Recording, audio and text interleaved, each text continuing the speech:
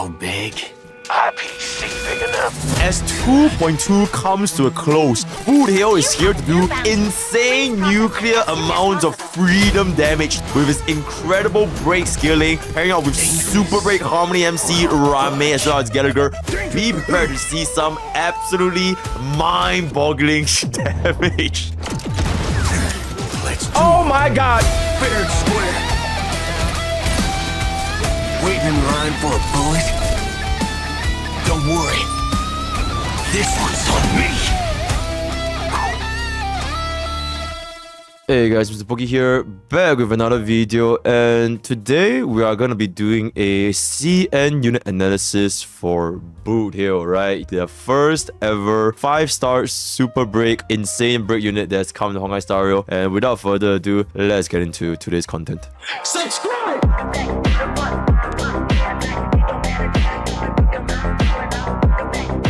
Alright, so Boothill, character introduction. His core is essentially tied to this talent, the pocket trick shot, right? Yeah, so basically with Boothill, his main gist is to stack up the stacks for his talent as fast as humanly possible, because with or without these 3 stacks, it's gonna greatly affect his damage output, since the higher this stack goes, the more break damage it scales, right? From 70%, 120% to 170%, as well as each individual stack also increases his toughness reduction by 50%. So for a character that's centered around break, stacking this to 3 times is the absolute most important point that players will need to accomplish when running Boothill. Alright, so that is the number 1 priority. You can aim to do this, and the moment you get this to the maximum stack, you can quite easily one-shot an enemy elite, right? So that is considering the fact that you have stacked up your buffs and everything. The potential for Boothill to one-shot enemies is definitely there. In fact, I would say that compared to all of the Han units right now, he probably has the strongest one-shot capabilities, maybe around the same, if not slightly better than Doctor Ratio, because technically speaking, Doctor Ratio's follow-up, you still need to pair it up with the follow-up attacks from your other support characters, right? But that means that extremely good one-shot capabilities, as well as the fact that he just scales incredibly well.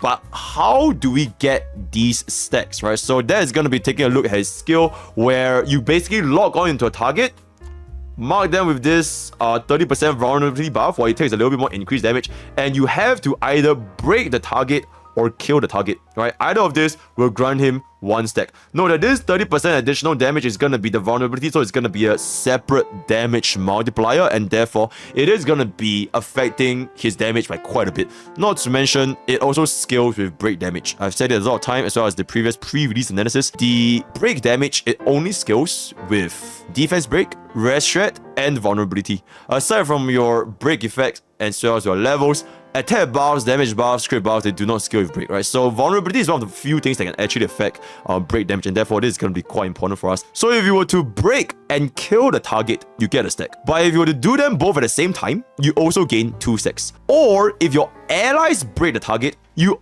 also gain a stack. So this condition, it can be fulfilled in quite a number of ways, but as long as you satisfy either breaking or killing, then Boothill is able to get this stack. Alright, either he himself or the target is all good. Right, so if you're gonna be killing both at the same time, he's gonna be getting 2 stacks. You can see over here, boom, and he gets 2 stacks. Right, so very nice, very good to stack up his stacks. But that kind of brings us to one of the potential problem with Boothill, is that he does rely on mobs. Because mobs, they are inherently easier to break, and they are inherently easier to kill compared to elites, especially at the start of battle. When Boothill has no stacks, he does not have enough buffs or whatever, he will find it difficult breaking or killing the elite as fast as possible, which means that his stack will generate at a much slower pace, specifically for content that has a lot of elites. So for example, those 2 elite stages in Memory of Chaos, or those boss fights that do not spawn mobs. Example, Argenti and Sam, as well as the Memory Zone meat, right? They don't spawn any mobs.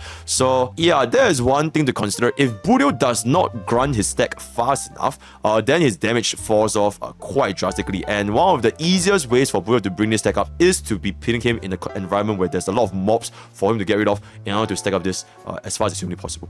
Also, considering the fact that you do get a extra turn, somewhat like a Qing Trap mechanic. So upon casting your skill, your turn does not end.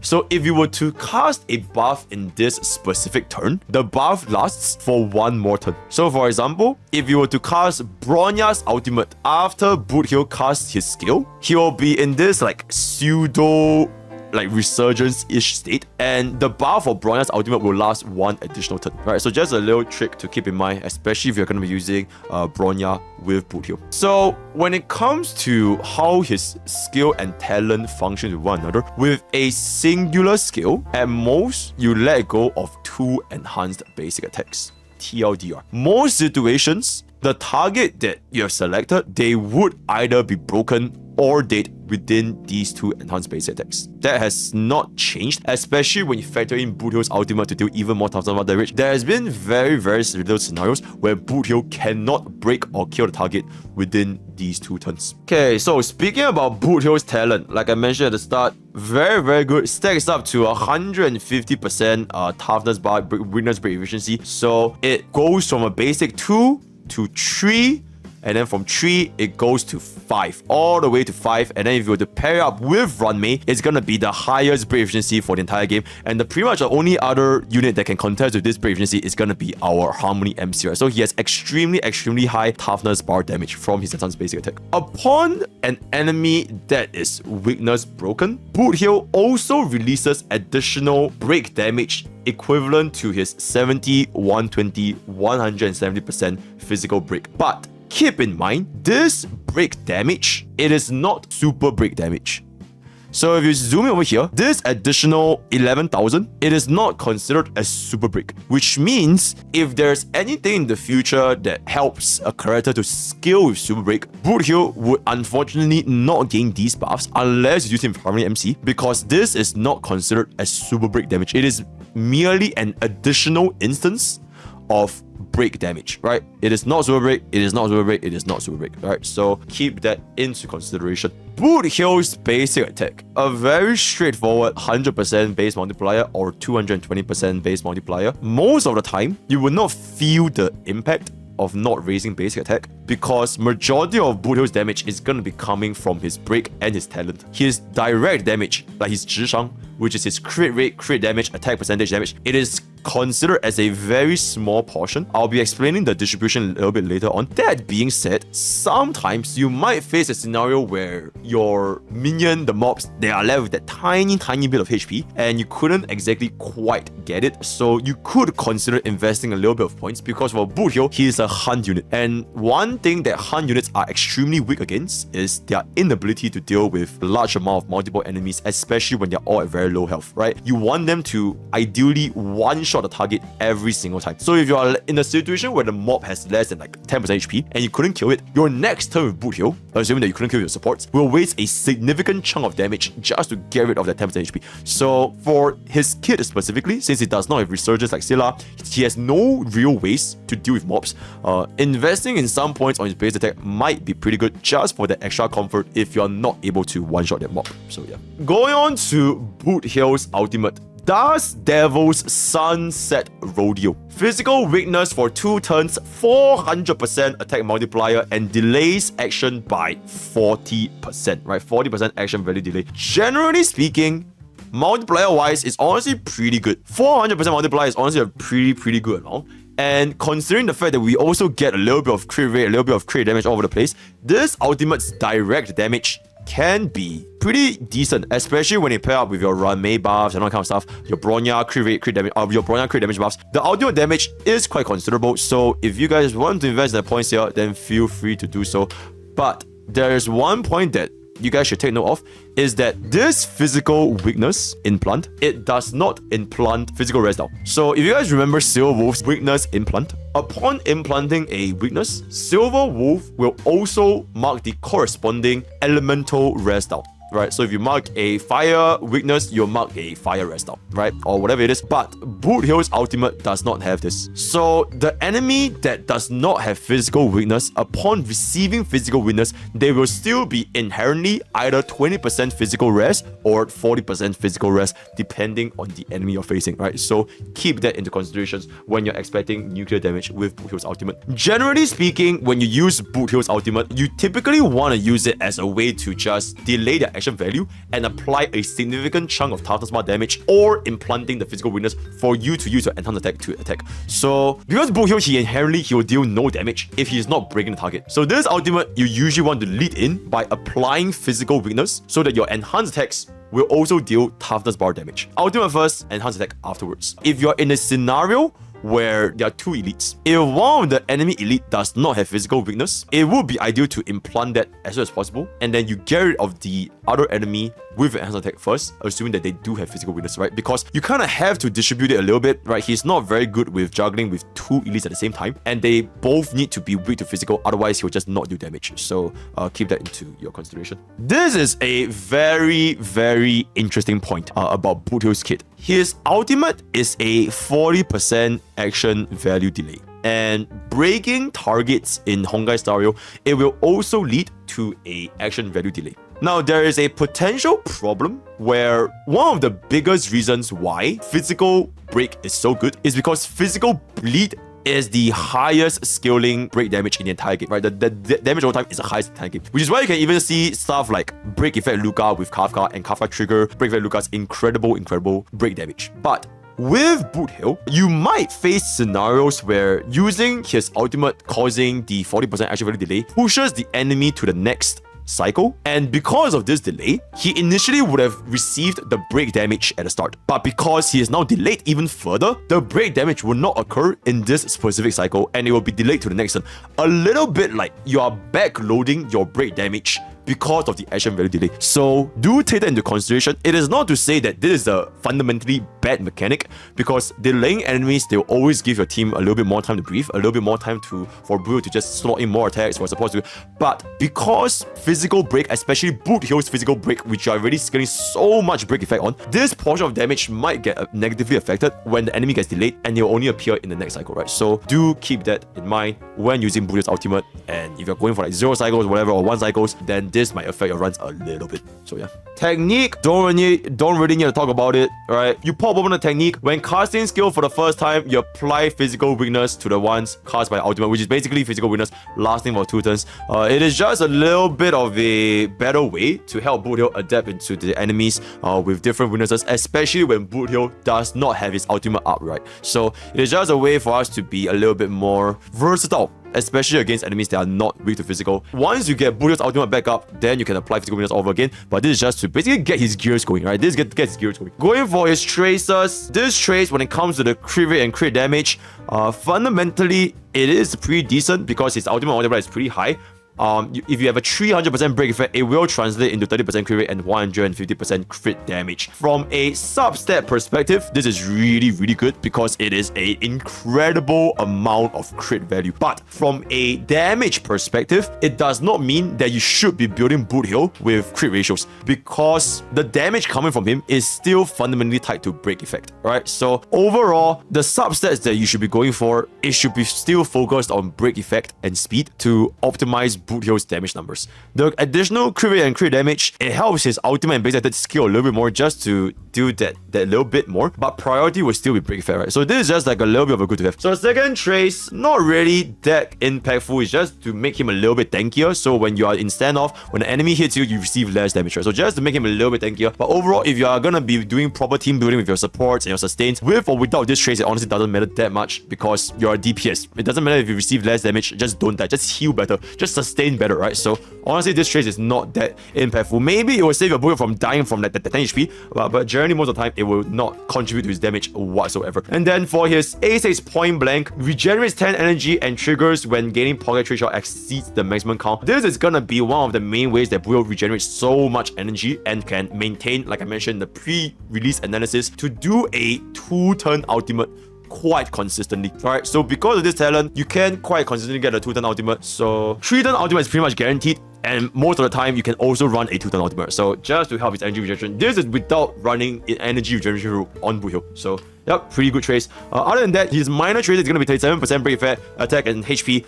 Attack doesn't matter. Break effect is the only one that really shines. And the HP, ideally, if this was changed to speed, then it would have been much better. But unfortunately, we do not have speed subs. So, yep, it is what it is, right? The only important thing here is just gonna be break effect. Boothill's damage composition. He is not the same as your DOT, nor is he the same as your crit DPS. So his damage comes from his break damage and his delayed break DOT. These two are the fundamental big chunks of where Boothill's damage is coming from. Which is why earlier on I said at the start, the action value delay, it may backload this delayed break damage more because now you have to wait for the enemy's turn to come out again before receiving this damage, right? So this is going to be a bit of consideration. Weakness break efficiency does not provide any damage. It's just that Boothill breaks faster. It doesn't mean he's dealing more, it just breaks faster unless you are running Boothill with super break. So weakness break efficiency does not directly contribute to his overall damage output. It is still fundamentally tied to his raw break as well as the delayed DOT break, right? So that is going to be how it's going to be like. So yep, running this with Harmony MC, you can do on super break and that's going to be really good. Overall, Boothill is still pretty much a true hyper carry. It is just that he is our first break hyper carry. You want to invest all of your resources, all of your supports, all of your buffs, funnel everything to him so that he can one-shot a target as much as possible, right? Taking a look at it over here, the 70% of his overall damage composition is going to be coming from his break, and then only roughly 30% is going to be coming from the direct damage, right? So his crit rate and crit damage ratios is going to be not that significant, right? Most of the time, Boothill damage dealing is going to be fundamentally always tied to break. So units like Runmei, units like Pella with the defense threat, any units that can affect his res down, defense down, vulnerability, super break is going to greatly impact Boothill's overall performance in battle. Okay, so this is where a potential flaw arises from Boothill's kit. There is a potential flaw with this thought process compared to direct damage dealers. So Zhisang is basically like your crit damage, right? Your normal crit damage hyper carry, Acherons, Jingyuan, Silas, Argentine, like all these traditional, you either deal too much or too little damage. So because Boothill, his big chunk of damage is only from that specific instance of break. The moment T-Po happens is where a big chunk of it happens. For mobs, you can very easily clear them. But for elites, if your Boothill's team building or like your relics or whatever, you cannot get rid of this fast enough, it'll be in a bit of an awkward situation. This can be alleviated with super break, Harmony MC, but we're gonna be talking about it a little bit more in the team building category. It's just that for your direct DPS, so the normal crit ratio DPS, even if you don't one-shot the target in this specific burst, your other skills and your ultimates and your talents, they can still do a consistent amount of damage. Whereas for Boothill, if you don't do it, it is kind of like you just don't do it. And it might be a little bit awkward. In an ideal scenario, you should be able to deal 800,000 across your full rotations on a single target, compared to if you are talking about Acheron full team, this is gonna be with very considerable results. Running Boothill with Runmei and Signature Lycone compared to Acheron with Signature Lycone with Seowolf and Pella. So he's not weak, absolutely not. His damage is 100% there. Compared to earlier DPSs, it's gonna be TLDR, his archetype is gonna be focused on that specific burst, and if we encounter scenarios in the future where you cannot get rid of enemy within Boothill's burst window, it might get a little bit tricky. But as where it stands right now, Boothill does deal a significant amount of damage and is very comparable to Acheron running Silver and Pella. So overall, still a really good DPS, solid DPS to have, no issues whatsoever. And then there is another point which is like a double-edged sword, which is Boothill is not that reliant on substats. Main DPSs, for every effective substat, naming to say your crit rate, crit damage, whatever stuff, you get a slightly higher increase in final damage compared to Boothill. So for every effective Boothill substat, namely he only has 2, right?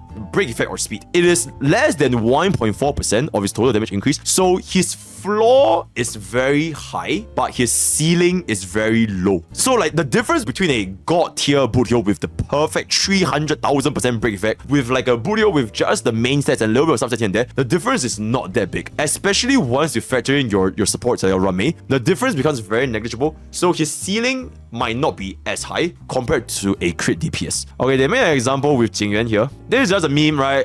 So for Jingyuan, for example, like if Boothill's effective subset is break effect and speed, then Jingyuan's effective subset is attack, crit rate, crit damage, speed, and even effect rest. let's just move on. Yep, so this is basically a very high floor but a very low ceiling, right? Very high floor, very low ceiling. So quite easy to build Boothill. It's gonna be really good for the casuals. If there are minions for Boothill to kill, excellent. Right? He gets rid of them, brings up the stacks, very, very good. But if there are no minions for Boothill, even if you use your full combo, you can only gain like 1 stack from like breaking.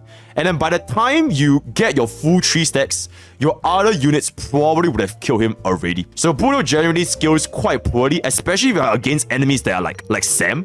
Like if you're against them, if they don't even let you break the target, Boothill is not gonna be able to do anything. Alright, so there are definitely scenarios where Boothill will perform exceptionally poor in, namely stages with either no mobs or bosses with no toughness bar down, right? So just a factor for your consideration. Boothill's Eidolons. Eidolon 1. You essentially gain a 16% defense reduction. Overall, this Eidolon 1 is really, really good, especially when you scale with your teammates that also have defense down. If you pair up with your signature light cone, you have even more defense. So for example, right, so if your defense down combined is at 40%, the effect of this E1 is gonna be 13%. And if your defense down is gonna be at 60%, then this effect of the additional 60% is gonna go up to 60%. So the more defense down you scale, the more effective this Eidolon 1 is going to be. And ideally, if you do run Boothill with like your Rame, with your Pella, or even like E2 Sparkle,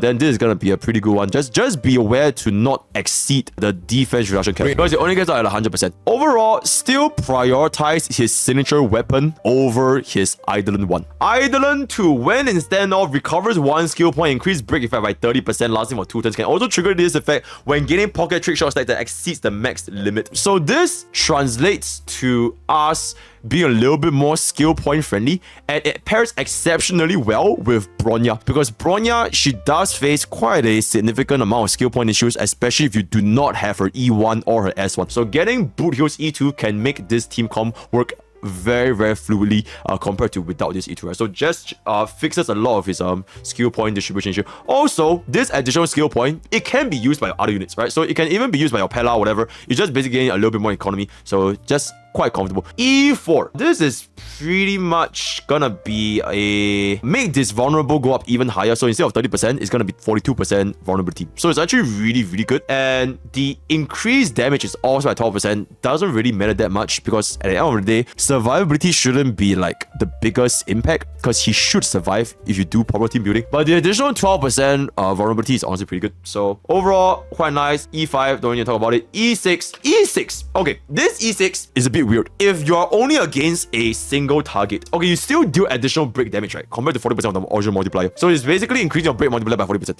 So against a single target, you still raise up your total damage output by 24%. Against 2 targets, your final damage output increased by 50%.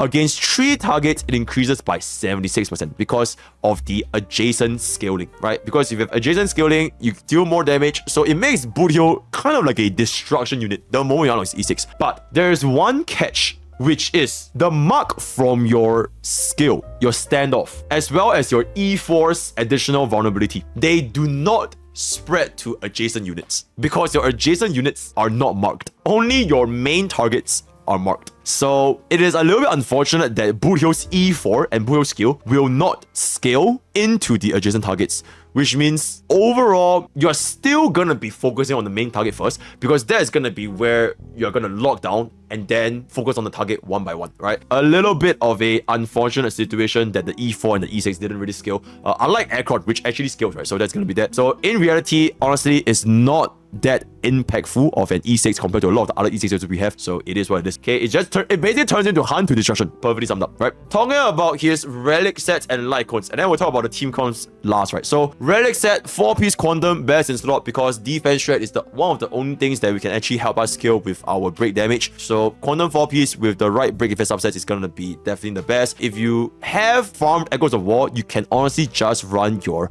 Rainbow Thief or 4-piece Thief, whatever it is. But generally speaking, a thing to consider is that we could get more sets in the future which helps our break effect unit scale more, because this has been a trend that's been going on for the past couple of months, right? I mean, we have a new DOT set, we have a new follow-up set, and we're gonna be getting Boothill, and the future units like Firefly, all the kind of stuff, they scale with break effect. So I wouldn't put it behind me that we have more sets to farm, because this has always happened. So just use up whatever you have and just bring up their overall stats to the best of your abilities, right? Main stat, crit rate shares, speed boots, attack sphere, as well as break effect rope. Very, very straightforward.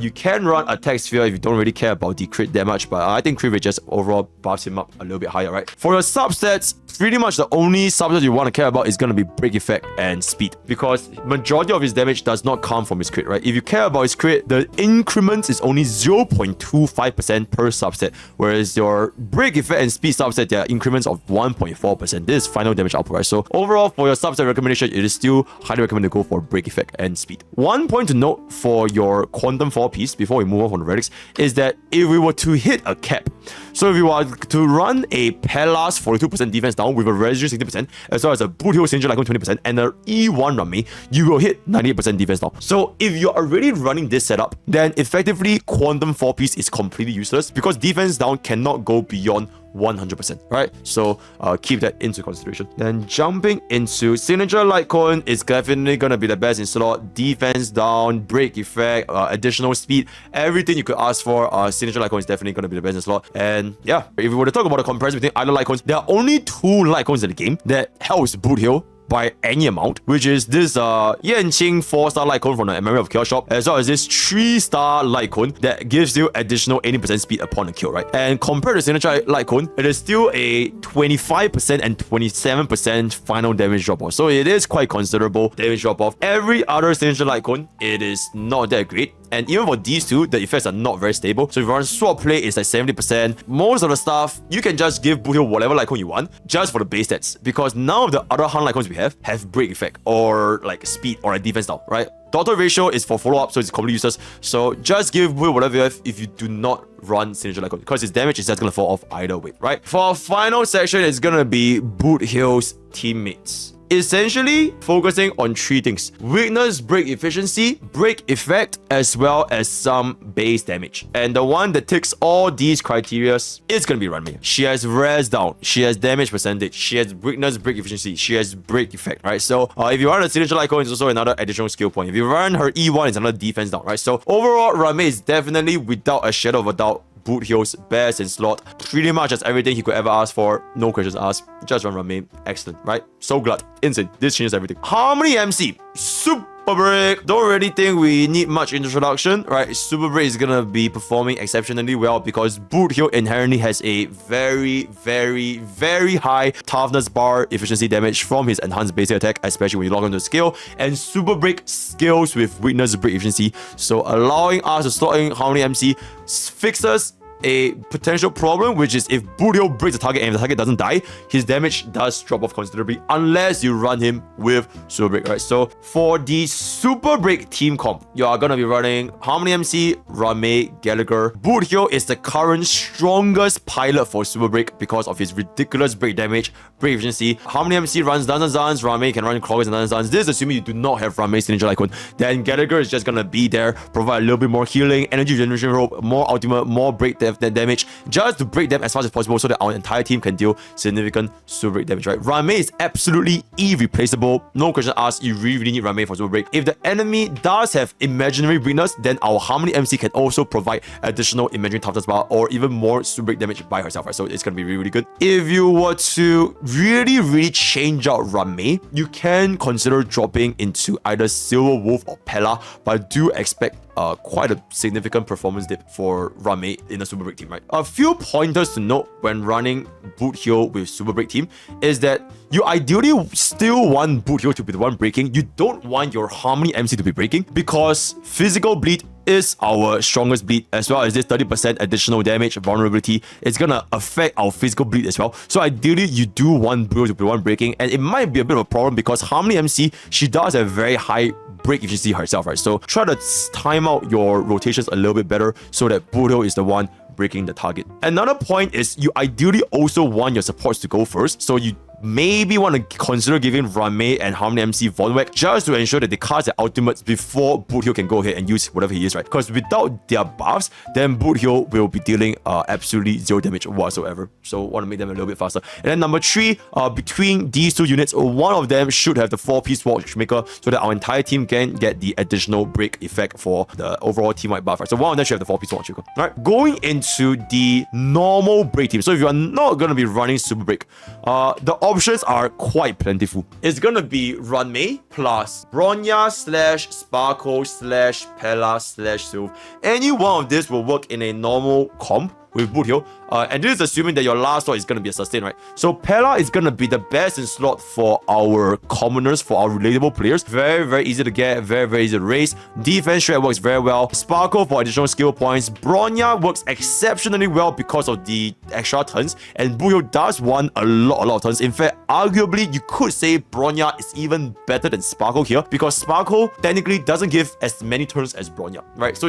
over the course of battle, Bronya generates more turns for Boothill. That being said, we could have a potential skill point issue. So unless you have Boothill's E2, if you are not running Bronya's E1S1 or Boothill's E2, this skill point issue might be a little bit annoying. So always keep that into consideration when running Bronya. Then going into this, the rest of the units, as long as they have defense down, it's gonna be great, right? So defense down like Steel Wolf and Pella is gonna be great because break effect scales with defense down, right? If you really don't have any of those above units, if you have no Pella, no Ramei, no Bronya, no Steel Wolf, these are pretty much like alternative substitutes. Team in for the energy buff so that Boothill can cast the ultimate a little bit more. Hanya for a little bit more skill points. Luca, he does have vulnerability, he does have additional break himself, but since only one unit can break at the same time, you definitely want to leave your break to Boothill, right? But this is really like, if you completely have no one, then you can consider running these units. Note that Team Yun, none of the buffs work with Boothill because Team Yun, only the energy regeneration works. Break effect does not scale with attack nor damage percentage, right? So a little bit unfortunate. Oh wait, technically they technically has speed as well, so it's not that bad. Okay, for last portion, sustain. Gallagher, best in slot, best break effect sustain. The only break effect sustain. He has additional turns, pretty good break efficiency as well, especially at E6. Also, if you want to, you can consider any of the other options like Aventurine, Huo, Luocha. Doesn't really matter that much, right? Crit rate doesn't really care. Boothill doesn't care about crit rate because there's no break. Aventurine is pretty good because his ultimate does have the additional crit damage as well as he does deal decent damage himself, so something can be nice. Hue, teamwork energy regeneration, always gonna be good for your Ramei and your Peda, all that kind of stuff. So the sustain slot doesn't matter that much. Category is gonna be best slot, right? So with that, we've come to the end of our Boothill CN unit analysis. We're gonna check out our discussion here on the comments below or drop down the Discord, discord.g/Pokke's village. We're a very active community, talk about Honkai on a daily basis. We're gonna check out my streams. That's twitch.tv/Pokke. I'll be streaming every single day on Discord. I know I've been yapping a little bit fast, so I specifically slowed down my speech this time. So hopefully my YouTube frogs, you guys can enjoy today's CN analysis a little bit slower, right? So yeah, that's pretty much all I have for today. All the best for your Boothill pools, and I'll see you guys next time. Take care.